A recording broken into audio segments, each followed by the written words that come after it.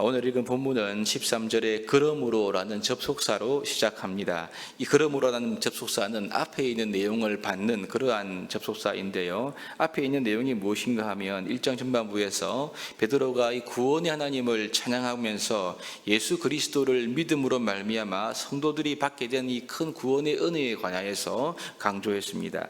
이 구원의 은혜는 이 지금 베드로 전서를 받고 있는 수신자들, 즉 이 소아시아 전역에 흩어져 있는 성도들이 이미 얻은 은혜이고 또한 동시에 붙잡고 바라보아야 할 은혜임을 그렇게 강조했는데요.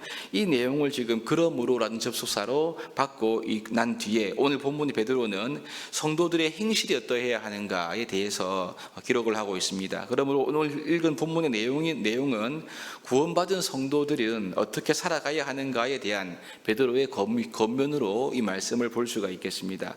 그럼 여러분, 예수 그리스도를 믿음으로 인하여 구원받은 성도들이 어떻게 살아가야 할까요? 첫 번째는 모든 행실에 거룩한 자가 되어야 한다고 말씀하고 있습니다. 15절을 보시면 오직 너희를 부르신 거룩한 이처럼 너희도 모든 행실에 거룩한 자가 될 것을 우리에게 말씀하고 있습니다.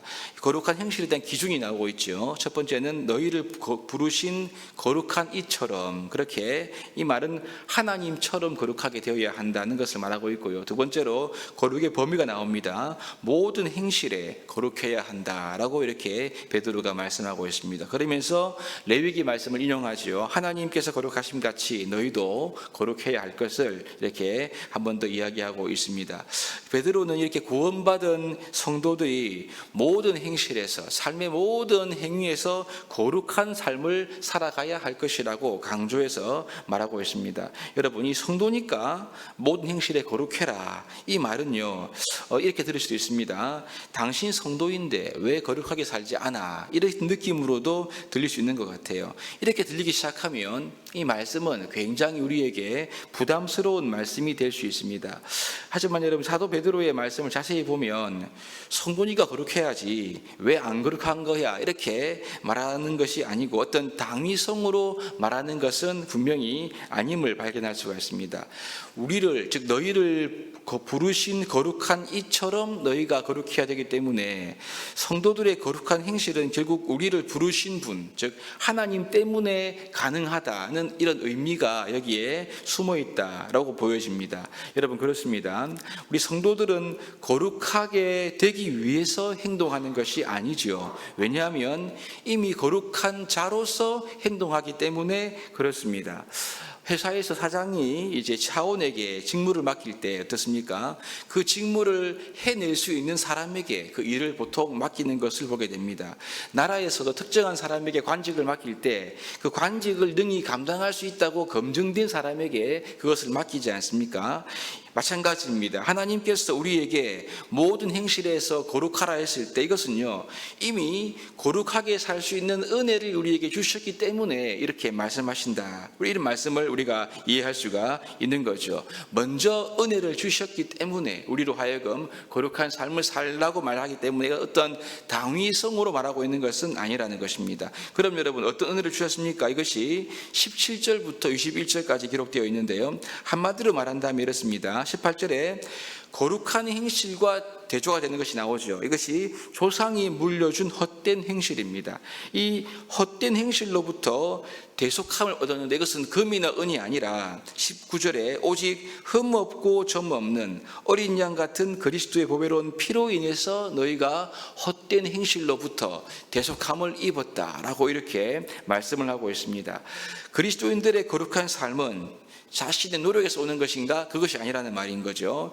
성도의 거룩한 행실은 특별히 모든 행실에서 거룩한 사람이 되는 결과는 전적으로 그리스도의 십자가의 은혜로부터 나오는 것임을 우리에게 말하고 있습니다. 여러분, 그 십자가의 은혜는요 죄로 인하여 죽을 수밖에 없는 우리들을 다시 살리신 은혜 아닙니까? 흑암과 심판에 앉았던 우리들을 생명의 빛으로 불러주신 은혜이고요, 우리가 절망 가운데 있는 우리들에게 영원한 소망을 주신 그러한 은혜이면서 본문에 보니까 헛된 행실에서 거룩한 행실로 변화되도록 하는 하나님의 은혜임을 우리에게 말씀하고 있는 거죠. 그러므로 그리스도의 십자가는 우리 거듭나게 된 이 성도들로 하여금 모든 행실에서 거룩하게 할 수 있는 능력임을 이렇게 깨달을 수가 있는 것입니다. 여러분, 그렇기 때문에 우리의 관심이 어디에 있어야 합니까? 내가 거룩한 삶을 살아야 한다. 여기도 물론 중요하겠지만요. 더 중요한 것은 그리스도의 십자가에 우리의 관심과 시선이 머물러 있어야 하는 것입니다. 나를 구속해 주신 우리 그리스도의 은혜, 우리로 하여금 죽은 행실로부터 돌이키게 하시는 하나님의 은혜, 십자가의 은혜에 우리의 시선과 믿음이 고정될 때 우리는 자연히 모든 행실에서 거룩한 삶을 살 수가 있음을 기억해야 합니다. 왜냐하면 거룩한 행실은 나의 공로가 아니라 전적인 하나님의 은혜이기 때문에 그렇습니다. 우리가 십자가의 은혜를 매일매일 바라봄으로 인하여서 모든 삶에 거룩한 열매를 맺을 수 있게 되기를 바랍니다. 두 번째를 보시면요, 한 가지 더 보시면 구원받은 성도들은 뜨거운 마음으로 서로 사랑하라고 우리에게 말씀하고 있습니다. 22절부터 25절은 형제 사랑에 대한 진술인데요, 형제사랑 역시 구원의 은혜에 대한 결과임을 우리가 보게 됩니다. 22절을 보시면요, 너희가 진리를 순종함으로 너희 영혼을 깨끗하게 하여 거짓이 없이 형제를 사랑하기에 이르렀으니 마음으로 뜨겁게 서로 사랑하라, 이렇게 말씀합니다. 진리를 순종함으로 영혼을 깨끗하게 하여 거짓이 없이 형제 사랑하기에 이르렀다라고 말하고 있죠. 여러분, 이 말은 우리가 받은 구원의 은혜의 한 단면을 분명하게 말씀하고 보여주고 있습니다. 원래 사랑할 수 없었던 우리 아닙니까? 즉 자기 중심적인 우리였는데 이제 항상 살아있는 하나님의 말씀으로 거듭난 성도들은요, 영혼이 어떻게 해요? 깨끗하게 되었을 뿐만이 아니라 형제를 사랑할 수 있는 존재로 다시 태어나게 되었다. 이것을 지금 말하고 있습니다. 그러니 그 마음으로 뜨겁게 서로 사랑할 것을 베드로가 권고하고 있는 거죠. 여러분, 그렇습니다. 할 수 없는 것을 하나님이 하라고 하시는 것이 아닙니다. 이미 할 수 있는 은혜를 우리에게 주셨음을 언급하고 있습니다. 구원받은 성도들은 모든 행실에서 거룩해야 되고 또 형제를 뜨겁게 사랑하는 삶을 살아가야 한다는 것을 말하고 있는 거죠.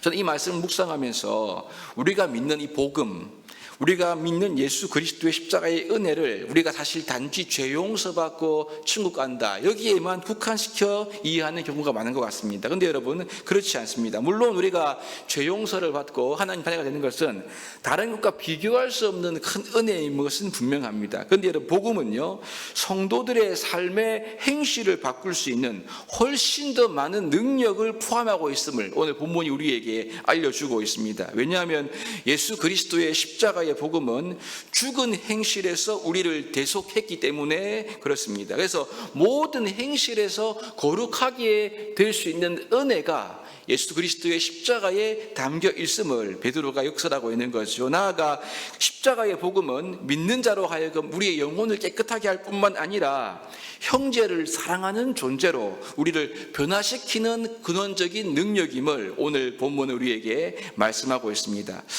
하나님께서는 여러분, 복음을 믿는 성도들이 이 세상의 고난과 어려움이 있는 현실 속에서 거룩하고 뜨거운 사랑으로 사는 삶을 기대하고 있는데요, 이것을 위해서 이미 십자가의 복음 속에 이 모든 능력을 허락했다는 것을 오늘 말씀을 통해서 우리가 깨달아 볼 수 있는 것이 아니겠습니까? 이 말씀을 우리가 묵상하면서 주를 믿는 성도로서 모든 행실에서 거룩하고 또 뜨겁게 형제를 사랑하는 이러한 삶을 가슴에 새기면서 우리에게 이 삶을 가능하게 하신 하나님의 은혜를 찬양할 수 있기를 바랍니다.